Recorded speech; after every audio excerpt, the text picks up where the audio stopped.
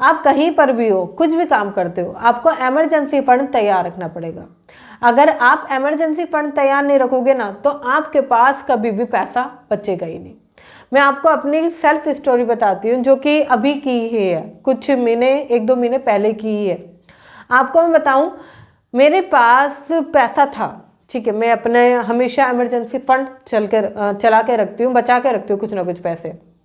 ऐसा हुआ कि घर में मेडिकल इमरजेंसी आ गई, मतलब बहुत कंडीशन ख़राब हो गई थी और पैसों की बहुत ज़्यादा ज़रूरत पड़ी, क्योंकि आपको पता है जब आप अस्पताल की ओर जाते हैं, हॉस्पिटल की तरफ जाते हैं, तो आपके ऊपर टेस्ट, दवाइयाँ और भी बहुत सारी चीज़ें बढ़ती चली जाती हैं।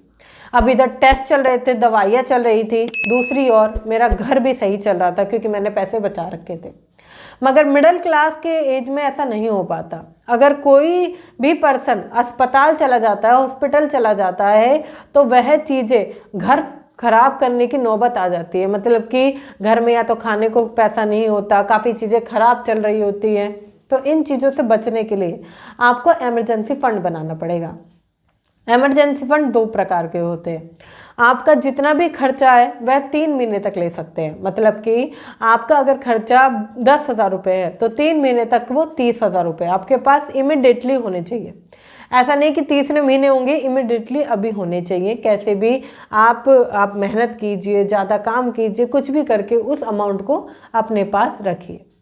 आप 6 महीने का बना सकते हैं 60,000 रुपये, आप 9 महीने का बना सकते हैं 90,000 रुपये, और आप 1 साल का भी बना सकते हैं 1,20,000 रुपये।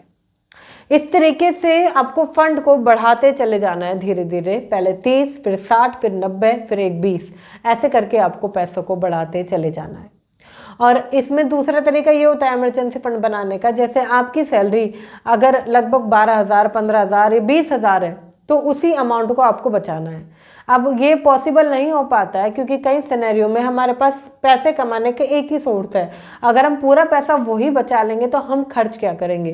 इसलिए आप पहले सिनेरियो की तरफ जा सकते हैं कि जो आपके खर्चे हैं उतना लेकर चले। फिर जैसे जैसे आप डेवलप कर रहे हैं, अपने आप को सही कर रहे हैं, सीख रहे हैं पैसे कमाने के और तरीके, अगर आपने बूस्ट ऑफ फाइनेंस में एनरोल किया है तो वहाँ मैंने काफ़ी तरीके सिखाए हैं। अगर आप सीख रहे हो तो आपके पास 2 इनकम सोर्सेज होंगे। अब क्या होगा, आप एक इनकम को पूरी तरीके से सेव कर सकते हो इमरजेंसी फंड के नाम पर, और दूसरी इनकम से आप अपने खर्चे चला सकते हो।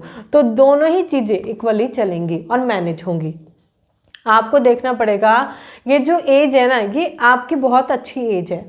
काफ़ी लोग क्या करते हैं कि अपनी एक ही इनकम सोर्स पर डिपेंड रहते हैं और पैसा सेव नहीं करते। सेव करते तो इन्वेस्टमेंट नहीं करते, मतलब कि अगर कमाया तो बचाएंगे नहीं, बचाया तो सेव नहीं करेंगे या आगे इन्वेस्ट नहीं करेंगे, कहीं लगाएंगे नहीं, और लगाया तो वो बहुत कम कमा रहे हैं। मतलब कि इन तीनों ही डिस्टेंस में कोई भी पर्सन बराबर नहीं चल पाता।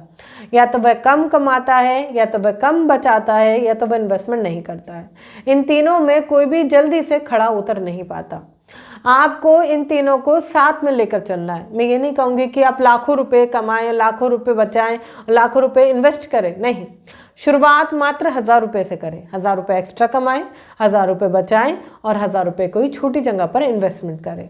आप आरडी में जा सकते हैं, जहाँ पर कि आप मंथली 1,000 रुपये सेव करते हैं। आप एसआईपी की तरफ भी जा सकते हैं, जहाँ पर भी आप 1,000 रुपये मंथली सेव करते हैं।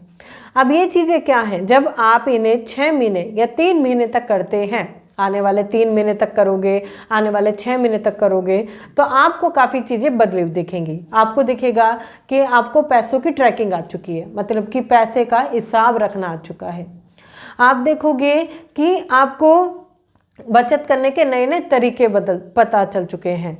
अगर आप बूस्ट ऑफ फाइनेंस के साथ जाते हैं तो आपको पैसा कमाने के भी तरीके पता चल चुके हैं, आपको इन्वेस्टमेंट के तरीके पता चल चुके हैं, आप कर भी रहे हो। आप कुछ अमाउंट 3 महीने 6 महीने के अंतर्गत बचा लोगे, आप कुछ अमाउंट इन्वेस्ट भी कर लोगे। ये सारी चीज़ें आपको पता चल जाएंगी मात्र 3 महीने या 6 महीने आप अपने ऊपर दे दे तो। अब आपको सोचना है कि आपको कितना समय देना है और कैसे कैसे सारी चीज़ें करनी है।